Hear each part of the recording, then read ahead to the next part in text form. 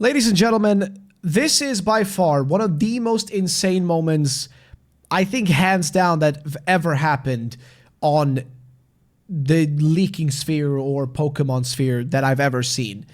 In the matter of about an hour and a half, things have gotten so chaotic, I cannot even explain it. And it kind of all began with this tweet. Well, actually, it didn't begin with this tweet, but this tweet sort of is a catalyst for some of the most insane things I've ever seen, which was from Central saying Gen 10 info incoming. And it all kind of starts from the fact that earlier today, I made a video for you guys about the fact that the man and the person who actually hacked into Nintendo, or rather into the Pokemon company, and stole a bunch of data, well, that same person decided to leak the dev builds, the development builds of Legends ZA on 4chan. But again, that was something that, you know, was like, okay, you know what, fine, whatever. You know, of course, they're going to come after him for that, but it's not like the end-all be-all specifically. Like, it's not like he's leaking something that would necessarily be super harmful because the games are almost here and people are still going to enjoy the games and stuff. But things just got more insane because I'm going to have to be careful here with what I show you because, ladies and gentlemen, we have a bunch of stuff. And here is what we have from Centro. Pokemon Gen 10 is called Pokemon Wind and Pokemon Waves. The theme of the game is Infinity, and it's directed by Shigeru Omori, okay? Which is interesting, right? So that's what he says. We move on to the next thing, though, which is, again, just Shigeru, like, the real Shigeru Omori is a fake guy, but he's a fella. He's a fella. But either way, he basically says, like, you know, like he says this, and then he starts posting some stuff saying that apparently the original setting for Pokemon Wind and Wave is Indonesia and Southeast Asia. Note, this info comes directly from the Shigeru Omori documents from 2021 and contradicts the information about being based on Greece. We don't know if the region setting changed during development, which, I mean, fair enough, I guess. That's, I mean, not really much you can say about that.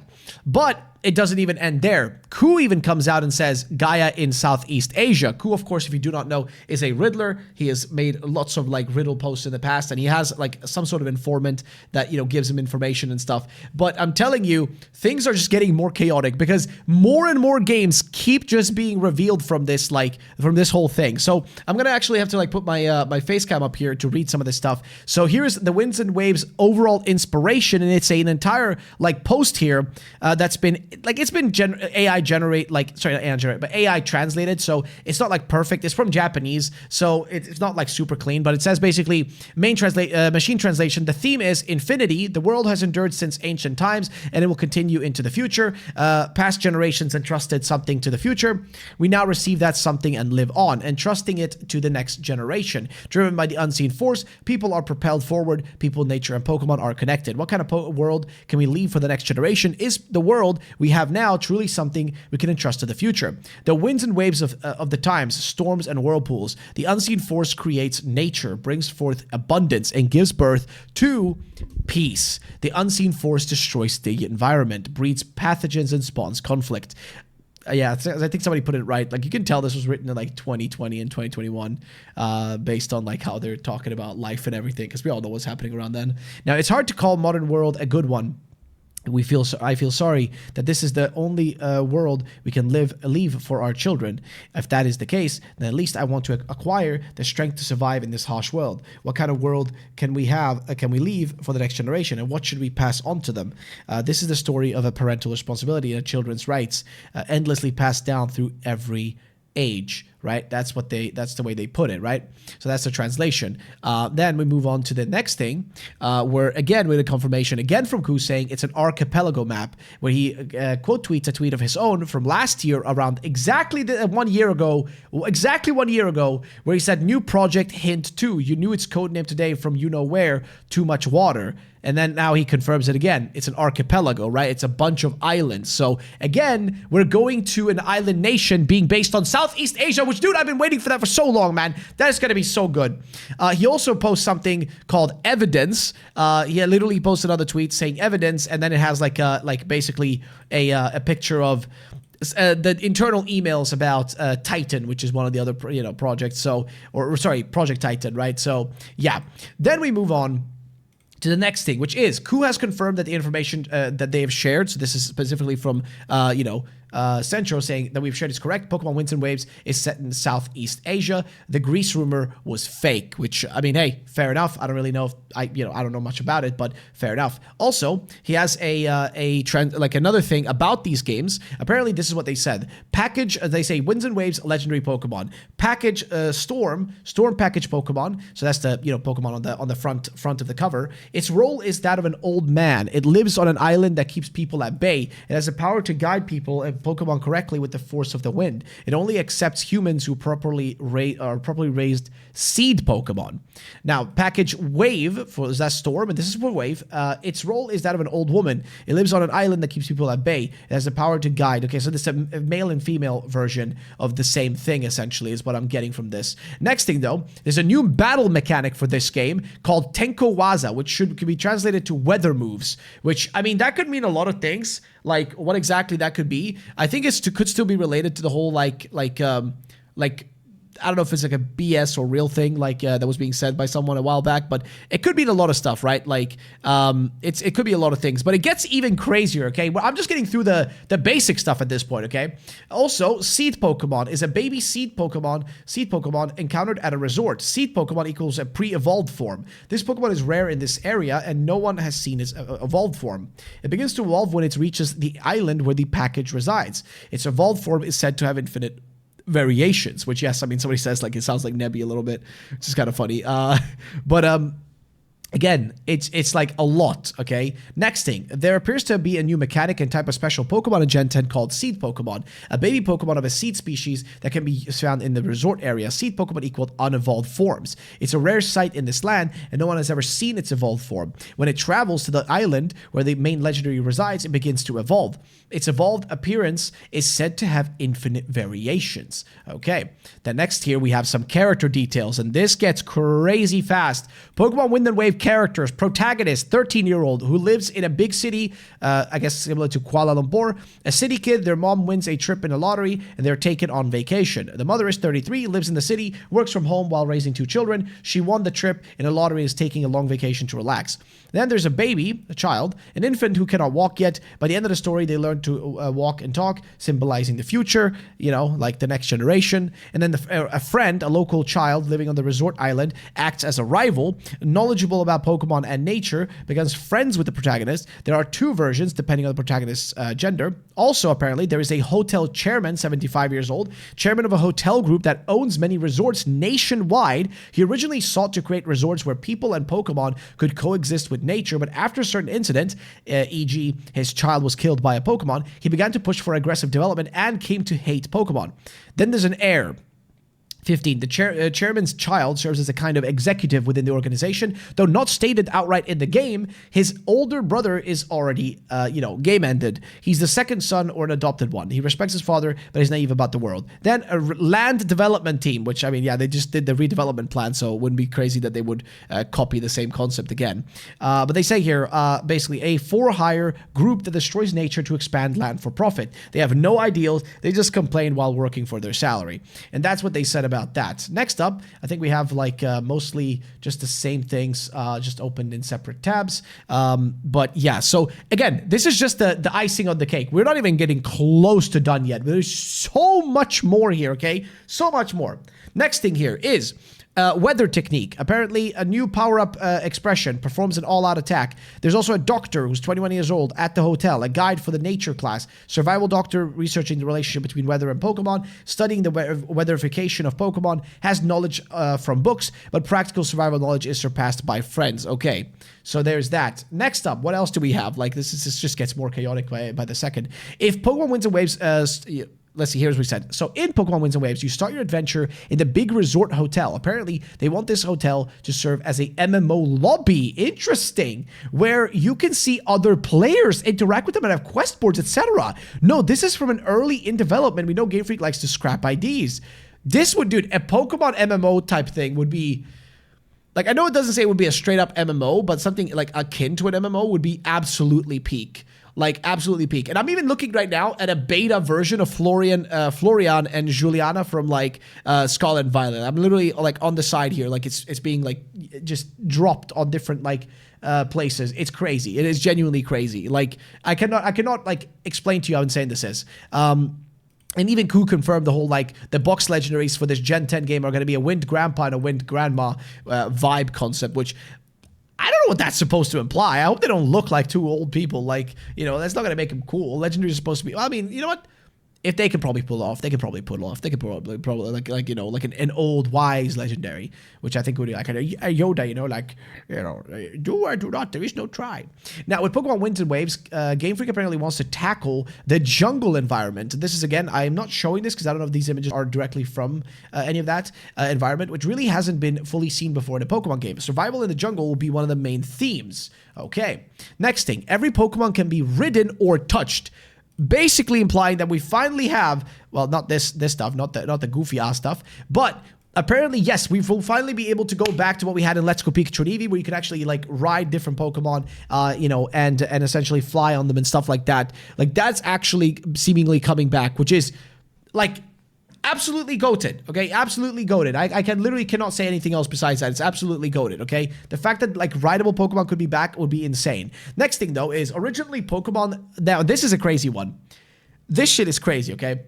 Originally, Pokemon Legends 2, which is ZA, was going to be set in Johto. They decided to change it to Kalos later on. And they have the design documents. You can literally see how they planned it. And again, I'm not showing it. You guys can go to Central Leaks on Twitter if you want to find all of this, because he's posting all of this information.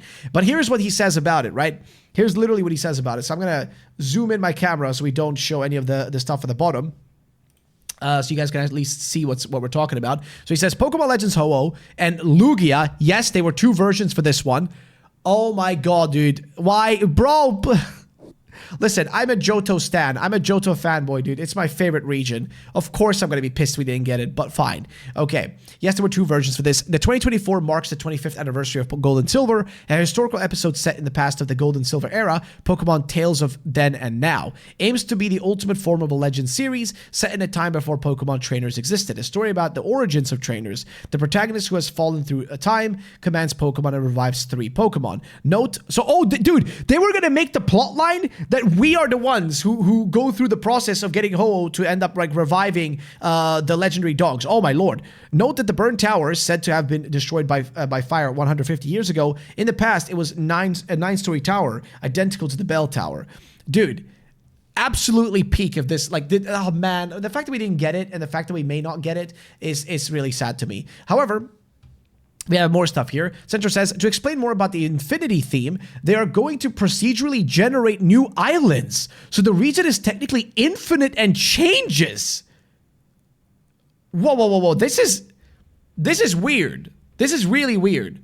This is not what they normally do. This is very out there for them. Like, this is not in the norm of what they would normally do. This is very, very, very, very, like, let's say avant-garde, if we want to call it like that. It's very out there. Not very common for a Game Freak to try something this, like, you know, different. But dude, like, the thing is, this can be either really good or really bad. If they decide to make a large amount of assets, because you gotta realize with procedurally generated islands and locations and maps and stuff, what you're working with is like a set amount of like parameters, right, and data and files that you tell a program, hey, create something like this, but generate it randomly using these assets. I just hope they give enough variety to it that it would actually work out and be beneficial and not just like, here's a bunch of slop and that's it. Like, that's the kind of the thing that would worry me a little bit. But the fact that they were thinking about doing procedurally generated islands is kind of crazy, especially given that like ZA is a much more compact game,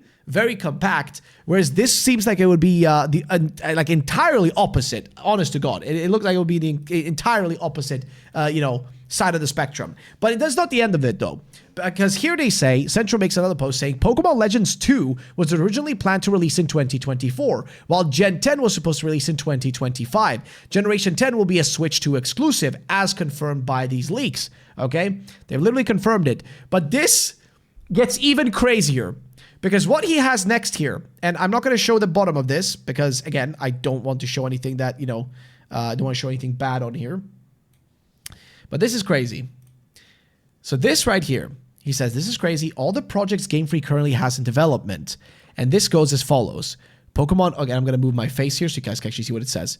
Winds and Waves releasing in 2026 with DLC in 2027. That's the usual, right? So next year we get a new game. Pokemon Legends Galar. Pokemon Legends Galar is seemingly in development and releasing in 2027 or beyond. And this is the craziest one, a Pokemon multi-region remake in 2028 or beyond. And I think I got the description of this. Somebody actually said that the description of this is as follows. Apparently, it was supposed to be a... if this is related, again, these things go under different code names. But apparently, it was called Pokemon Project Seed. Is not only the dream multi-region Pokemon game that people have always asked for, but it also appears to be an MMO. Because that's what that's referring to. The multi-region remake game was supposed to be a thing called Project Seed, which is supposed to be almost similar to an MMO, where you were supposed to be able to travel between Sinnoh, Johto, Kanto, and Hoenn. Again, we don't know if it's canceled or not, but it sounds insane. So Seed, and this is literally what they say themselves here. Seed is a typing project for a next-generation online game playable by multiple people, set in a region that connects Hoenn and Sinnoh. Oh my, dude. I think I might lose my mind. It just doesn't stop. And then they say that they have Pokopia will be getting DLC, and Pokemon Champions was originally planned to release this year and not next year. So a lot of things were probably delayed or thrown into like chaos. Also, the release schedule for a lot of things, like even the Mega Dimensions and stuff, that's also in here. We can literally see that that's also on this list. That cross-region Japan game is on this list, but it's seemingly been pushed forward to like 2026, 2027. But now it's probably 2028 or beyond, or it might be canceled. Pokopia has now been moved, is now happening like next year, but that was originally also on this list, around that 2024. Like, it was a lot of projects, man. A lot of projects, and it's kind of insane the amount of things from this. Like, it's actually pure insanity. Like, I'm not even kidding. There's also something called like Ringo, Project Ringo or something. Like, that's also a thing. Apparently, for Legends Galar, Game Freak were using Xenoblade X as a base for influence. Yes, they used Xenoblade X because they literally, by the way, for this, they took a screenshot directly out of Xenoblade X and applied and tried to see how that would work for a Pokemon game. So they clearly take inspiration from stuff like that. They even messed around with, how it would be to like, is this like, I think like it's literally just, I really hope this is not like them trying to like AI generate the whole thing, but there's just a lot in here. I'm not going to lie. It's just almost too much. There's like Legends ZA data and stuff like that people are like, got their hands on. It's actually insane. I don't even know what to tell you. Like it's absolute insanity. Okay. Like absolute insanity. I cannot like put it any other way. It's absolutely like it's cooked, boys. It's cooked. It's cooked.